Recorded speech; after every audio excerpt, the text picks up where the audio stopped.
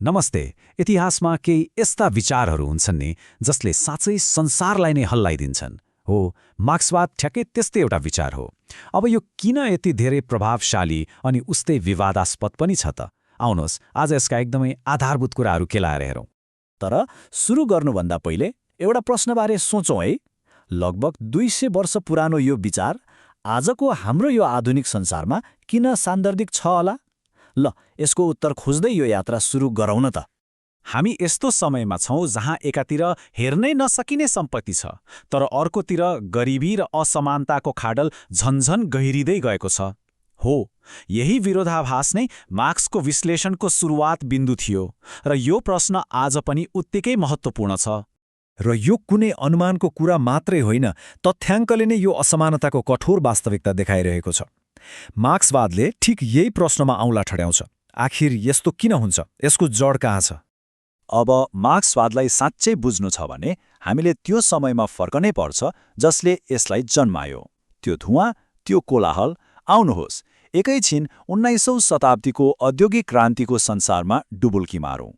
कल्पना गरौँ त, सहरहरू रातारात ठूला भइरहेका थिए, कारखानाका चिम्नीहरूबाट बाक्लो धुवाँ निस्किरहेको थियो अनि समाजको पुरानो ढाँचा पुरै भत्किँदै थियो।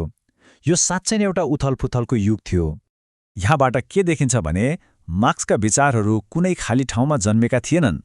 चाहे त्यो कम्युनिस्ट घोषणापत्र होस् वा दास क्यापिटल, ती सबै उनको समयको सामाजिक उथलपुथल र क्रान्तिको प्रत्यक्ष प्रतिक्रिया थिए। त्यसैले मार्क्सवादलाई ती विशेष अवस्थाहरूको विश्लेषण गर्न र त्यसलाई बदल्नका लागि बनाइएको एउटा औजारको रूपमा लिन सकिन्छ।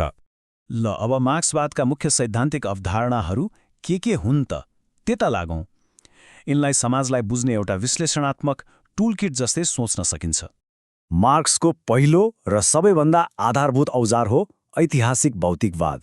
यसले के भन्छ भने कुनै पनि समाजको राजनीति, कानुन वा संस्कृतिलाई बुझ्नु छ भने सबैभन्दा पहिले त्यसको आर्थिक जग हेर्नुपर्छ। मतलब मानिसहरूले आफ्नो गुजारा कसरी चलाउँछन् भन्ने कुराले नै अरू सबै कुरा निर्धारण गर्छ। आर्थिक प्रणाली नै समाजको इन्जिन हो भनौँ न। यो एउटा निकै शक्तिशाली भनाइ हो। यसले इतिहासलाई राजा महाराजाको कथाबाट निकालेर समाजका विभिन्न वर्गहरू बीचको निरन्तर सङ्घर्षको रूपमा प्रस्तुत गर्छ। तर यी वर्गहरू आखिर को हुन् त? मार्क्सले पुँजीवादी समाजलाई मुख्यतया दुई खेमामा बाँडे। एकातिर कारखाना, जमिन र मेसिनका मालिक जसलाई बुर्जुवा वर्ग भनियो, र अर्कोतिर आफ्नो श्रम बेचेर गुजारा गर्ने सर्वहारा वा श्रमिक वर्ग। उनको तर्क के थियो भने यी दुई वर्गको स्वार्थ कहिल्यै पनि मिल्न सक्दैन र यही नै समाजमा हुने सङ्घर्षको मुख्य जड हो। अब हामी मार्क्सवादको सबैभन्दा महत्त्वपूर्ण आर्थिक अवधारणामा आइपुग्यौँ, अतिरिक्त मूल्य। यो सिद्धान्तले एउटा सरल तर गहिरो प्रश्नको जवाफ खोज्छ। पुँजीपतिको नाफा वास्तवमा आउँछ कहाँबाट? आउनुहोस् यसलाई एउटा उदाहरणबाट बुझौँ। ल, एउटा उदाहरण सोचौँ है त।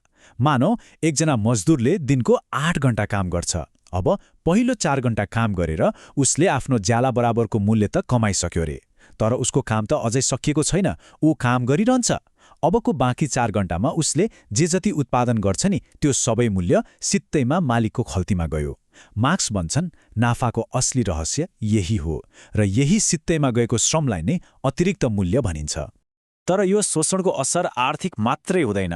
मार्क्सले यसको मनोवैज्ञानिक असरलाई परायापन भनेका छन्। जब श्रमिकले दिनभरि काम गरेर बनाएको वस्तु उसको हुँदैन, जब उसको काम केवल पैसा कमाउने एउटा माध्यम बन्छ, तब ऊ बिस्तारै आफ्नो कामबाट, समाजबाट र अन्ततः आफैबाट टाढा हुँदै जान्छ। ल, पुँजीवादका समस्याहरूको विश्लेषण त भयो। अब मार्क्सवादले यसको समाधान के देख्छ र उसको अन्तिम लक्ष्य के हो, त्यतातिर लागौँ। मार्क्सका लागि इतिहासको यात्राको एउटा निश्चित दिशा थियो।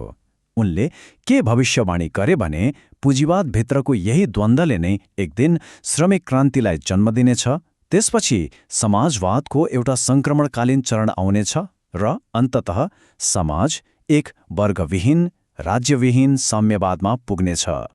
यो परिकल्पना गरिएको नयाँ समाजमा उत्पादनको उद्देश्य केही थोरै व्यक्तिको नाफा कमाउनु हुने छैन, बरु समाजका सबै सदस्यहरूको आधारभूत आवश्यकता पूरा गर्नु नै त्यसको मुख्य लक्ष्य हुनेछ।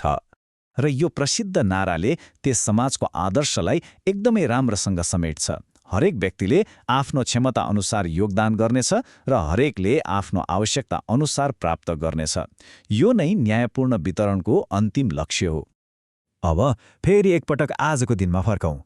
यतिका वर्षपछि यो सिद्धान्तको सान्दर्भिकता कत्तिको छ अनि यसका आलोचनाहरू के छन्? यसमा एउटा सन्तुलित दृष्टिकोण राख्नु एकदमै जरुरी छ। आजको दिनमा पनि हेर्नुस् न, संसारभरिको असमानता होस् वा गिग इकोनोमी जस्ता नयाँ किसिमका श्रम सम्बन्धहरू, यिनलाई केलाउन मार्क्सका विचारहरू एउटा शक्तिशाली औजार मानिन्छन्। तर यसको एउटा अन्ध्यारो पाटो पनि छ जसलाई हामीले बिर्सनु हुँदैन। 20औं शताब्दीमा मार्क्सवादकै नाममा जुन अधिनायकवादी शासनहरू स्थापना भए त्यो सायद यसको सबैभन्दा ठूलो र गम्भीर आलोचनाको विषय हो। त्यसैले निचोड के हो भने मार्क्सवादले उठाएका प्रश्नहरू जस्तै कि असमानता, शोषण र परायापनबारे आज पनि उत्तिकै सान्दर्भिक छन्। चाहे हामी उसको समाधानसँग सहमत हौं वा नहौं, प्रश्नहरू आफैमा शक्तिशाली छन्। र अन्तमा मार्क्सको यो प्रसिद्ध भनाइले हामीलाई एउटा आधारभूत प्रश्नमा ल्याएर छोडिदिन्छ। ज्ञानको उद्देश्य के हो? संसारलाई केवल बुझ्नु वा व्याख्या गर्नु वा यसलाई अझ राम्रो बनाउन परिवर्तन गर्ने प्रयास पनि गर्नु? हो, यही प्रश्नमा मार्क्सवादको आत्मा लुकेको छ।